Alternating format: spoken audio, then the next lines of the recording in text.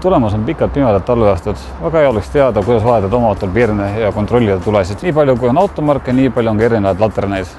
Täna püüame näidata teile erinevad automudelite pirnevahetusvõimalusi. Neil on igal mudelil oma ja neile tuleb läheneda ka omamoodi. Pirnitüüp on ka suguseid. On olemas halogeenpirnid ja on olemas xenonpirnid. Nagu näiteks sellel Honda CR-V'l on xenonpirnid. Neid kahjuks kodus ise vahetada ei maksa. Tasub pöörduda alati esinduse poole. Siin on meil üks ilus kena Volkswagen Golf, ilusat kollast värvi ja sügisene. Me hakkame siin pirni vahetama. Asi lihtne, kõigepealt tuleb eemaldada tule taga asuv kate. See on lihtne. Ja pirn on käes. Pirn on käes. Pirni eemaldamisel tasub võtta kinni siit, sest klaasi maksab puutuda. Käsi on rasvane, see kleepub klaasile ja see pirni eluiga on tunduvalt lühem. Tegu on hariliku vastsseitse pirniga, seda on saadaval igas tanklas, autopoes. Ja lihtne vahetada, tasub hoida alati paari pirni kindalaekas. Sest osadel autodel on ka levinud HB4 pirnid ja H11 pirnid. Neid harilikust tanklast tavaliselt ei leia. Tagasi paneks samas järjekorras pirn hoidjesse. Asutame tagasi.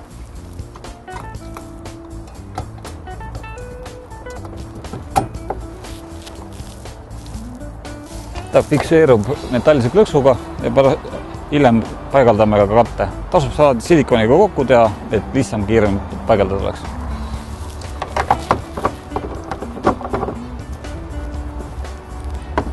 Ja asi, mida tasub teha, ärge jätke pirni karpi siia alla.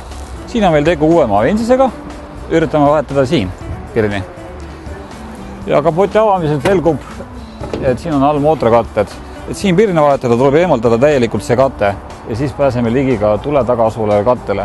Aga seda kodustes tingimuses eemaldada natuke keeruline juba ja sellepärast tasuks tulla esindusse. Osade automarkide puhul on tehtud pirnivahetus hästi lihtsaks.